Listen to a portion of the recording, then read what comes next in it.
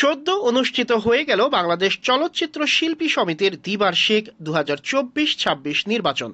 এতে সাধারণ সম্পাদক প্রার্থী ছিলেন চিত্রনায়িকা নিপুণ আক্তার। তবে 16 ভোট কম পেয়ে মিশা দীপজলের কাছে হেরে যান তিনি। আগেই জানিয়েছিলেন নির্বাচনের ফল যাই হোক না কেন মেনে নেবেন নিপুণ।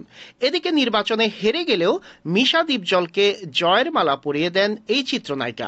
শুক্রবার 19 এপ্রিল দিনভর ভোট গ্রহণ শেষে পরের দিন শনিবার সকালে ফলাফল ঘোষণা করা হয়। ফল প্রকাশের পর দেখা যায় সভাপতি পদে মিশা সওদাগর 265 ভোট পেয়ে বিজয়ী হয়েছেন। তার প্রতিদ্বন্দ্বী মাহমুদ কলি 170 ভোট পেয়ে পরাজিত হয়েছেন। সাধারণ সম্পাদক পদে অভিনেতা মনোয়ার হোসেন দীপজল পেয়েছেন 225 ভোট। 16 ভোট কম পেয়েছেন তার প্রতিদ্বন্দ্বী নিপুণ আক্তার, তিনি পেয়েছেন 209 ভোট। ভোটে হেরে গণমাধ্যমের কাছে নিজের অনুভূতি ব্যক্ত করে নিপুণ বলেন, 2024-26 মেয়াদের নির্বাচন যারা পরিচালনা করেছেন প্রথমেই আমি তাদের ধন্যবাদ জানাই।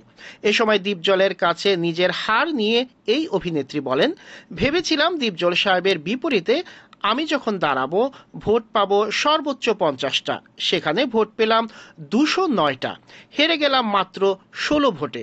এতে প্রমাণ হলো শিল্পী সমিতির ভাই বোনেরা আমাকে কতটা ভালোবাসেন। এত সম্মান দেওয়ার জন্য তাদেরকে আমি ধন্যবাদ জানাই।